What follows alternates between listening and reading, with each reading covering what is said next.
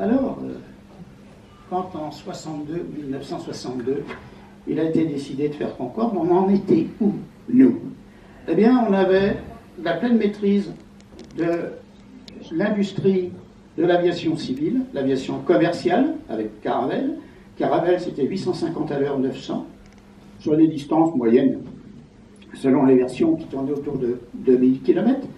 Et c'était le Mirage 4, qui avait été voulu comme étant le bombardier stratégique nucléaire, voulu par le général de Gaulle. Et cet avion était capable d'aller effectivement à 2 fois la vitesse du son, et durant quelques minutes seulement. C'est-à-dire qu'il pénétrait en terrain adverse. L'essentiel était de ne pas se faire prendre, de ne pas se faire voir. Donc très généralement, c'était à grande vitesse et basse altitude. Mais une fois qu'il était censé avoir dissuadé l'adversaire en lui lâchant une bombe atomique, c'est pour le coup que là, il revenait à 2 fois la vitesse du son, et ça durait qu'un quart d'heure, le temps de dégager le terrain adverse. Parce qu'au début des années 60, dans une grande euphorie humaine, on estimait que l'avenir de l'aviation se répartirait pour moitié entre des supersoniques et pour moitié entre des gros porteurs. On était loin d'imaginer qu'il y aurait tous les avions comme maintenant, ou à Roissy, un avion qui décolle ou qui se pose toutes les 30 secondes et que la plupart faudrait 150 ou 200 passagers. Ou ils iraient vite, ou ils emmèneraient du monde. C'était là le projet de départ. Concorde avait 2 concurrents qui étaient pour les Russes le Tupolev 144 et qui étaient pour les Américains le Boeing 2707. Le Tupolev 144 ressemblait étrangement au Concorde, comme vous le voyez là. Par contre, le Boeing 2707 était beaucoup plus ambitieux, il devait aller plus vite, il devait emmener plus de monde, et également avoir une aile à géométrie variable, c'est-à-dire qui, quand il va vite, se replie. Souvenez-vous tout à l'heure du Mirage de René Bigon. Et quand il devait se poser ou décoller, mais à ce moment-là, pour augmenter sa portance, il écartait les ailes. C'était tellement compliqué qu'en définitive, ils ne l'ont pas fait. Voilà. Faire le commercial supersonique qui était Concorde, ou Tupolev 144 d'ailleurs, ou le Boeing 2707, c'était le même combat que d'aller marcher sur la Lune. Le 2 mars 1969, décollage de Concorde, et quelques mois plus tard, 21 juillet 69, Neil Armstrong et Edwin Aldrin marchent sur la Lune.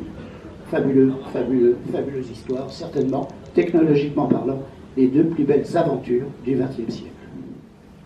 Les records. Alors, il détient tous les records, on ne va pas les lister. Il détient le record du monde d'altitude, détient le record du monde de vitesse autour de la Terre d'est en ouest, et également, pour faire bonne mesure, dans l'autre sens. Et croyez-moi, vous ne verrez pas, je ne verrai pas, ces records battus, puisque nous n'avons pas d'avion qui promettent de pouvoir le faire. Et un jour, qui était parfait comme un autre, eh bien, on a même fait Paris-New York en moins de 3 heures. Vous allez me dire de peu. 2h59. C'était le 24 décembre 1989, et à mon avis, le commandant de bord avait un truc à faire. Le jour de il ne voulait pas rater le réveillon. Voilà. Alors Concorde, c'est un échec commercial, oui, chacun le sait, mais il s'explique. Il s'explique. D'abord parce qu'il y a eu une coopération qui a été très compliquée avec les Anglais. Par ailleurs, on ne leur en veut pas, ce sont des faits, qui d'ailleurs nous ont servi d'exemple pour Airbus après. Il ne fallait pas refaire les erreurs qui avaient été commises. Surtout que c'était plus à 2, c'était quasiment à 15. Également, il y avait une foule de défis technologiques, il y a plein de choses qu'on ne savait pas faire, il a donc fallu tout inventer. Et les compagnies qui, elles, sont toujours avec 3 jours d'avance, 3 mois d'avance, 3 ans d'avance, et changeaient sans arrêt d'exigence. Donc à chaque fois, il fallait reprendre, comme on dit, remettre l'ouvrage sur le métier. Et puis, dans les années 70-76 en particulier, les Américains ont fait ce qu'on appelle la déréglementation.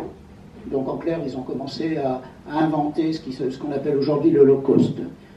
Chez nous, excusez-moi, je ne veux pas déplaire, mais il y a eu mai 68. Ça n'a pas fait avancer non plus les choses, parce que pendant ce temps-là, tout était coupé. Concorde s'est retrouvé sans concurrence non plus. Il s'est trouvé sans concurrence. Ce Tupolev 144 s'est craché, alors ça a plutôt refroidi ceux qui pouvaient acheter les Concorde. Et comme les Américains avaient renoncé au supersonique, ben, dans le fond, Concorde il pouvait rester tout seul, ça ne dérangeait personne. Et du fait de la déréglementation américaine, eh bien, eux avaient besoin d'avions qui traversaient les États-Unis en dessous de la vitesse du son, parce qu'on ne peut pas traverser. On ne peut pas voler au-dessus des terres, parce que autrement ça fait tout claquer en dessous. Donc ils avaient surtout besoin d'avions comme le Boeing 747, comme le DC-10 à l'époque, ou le TriStar. Il y a eu aussi, dans les années 70, les chocs pétroliers. Ça n'a rien arrangé. Et puis, comme partout, on ne peut pas faire l'unanimité. Eh bien, Concorde a eu ses détracteurs. Et puis, alors, on va bientôt conclure par quelques anecdotes, quelques émotions, quelques anecdotes. Le président Nixon va rencontrer le président Pompidou aux Açores en décembre 71. Nixon arrive avec son pays présidentiel, l'Air Barwen. Et c'est ça, hein, Force One, je ne sais plus comment il s'appelle. Comment ça s'appelle, vous dites, hein, Air Force One, c'est ça. Ouais, ok. Mais nous, on arrive avec Concorde. Et quand Nixon voit Concorde, il dit à son entourage, quel dommage que les Américains n'aient pas voulu le faire. Il est reparti avec Air Force One, c'est ça. Et nous, on est rentré avec Concorde.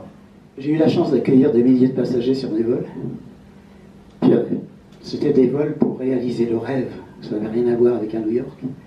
Donc des témoignages d'émotion, j'en ai plein classeur. Et je pourrais, mais derrière la cuisine s'impatiente, je vais simplement vous citer l'exemple de M. Jean Pointreau, qui, comme vous, sympathique, discret. 48 heures après le vol, m'envoie un papier pour me féliciter, enfin pour me dire des choses qui me sont plutôt agréables et que j'ai conservées. Il me dit ce qu'il a fait dans la vie, c'était un aviateur, et c'était le pilote du général de Gaulle. J'ai pris ça comme étant un bel hommage. Je vous parlerai également d'une japonaise qui arrive et qui nous dit c'est mon cadeau de mariage. Alors on cherche, normalement le mariage c'est à deux. On cherche, on veut. Où est monsieur? Ah, monsieur il est à Disney World. Oui, pourquoi? Bah, lui, son rêve, c'était d'aller là-bas, et puis moi, c'était de voler sur Concorde. Donc, ils sont partis chacun de leur côté. Voilà, mais je pourrais, tu m'en excuses, Joël, on va raccourcir un peu le jeu. Voilà. On continuera tout à l'heure. Simplement, vous m'en excuserez, j'ai mis 2 fois plus de temps que prévu, mais comme j'ai vu personne s'endormir, j'ai pensé que je pouvais le faire. Voilà, bonne suite à vous.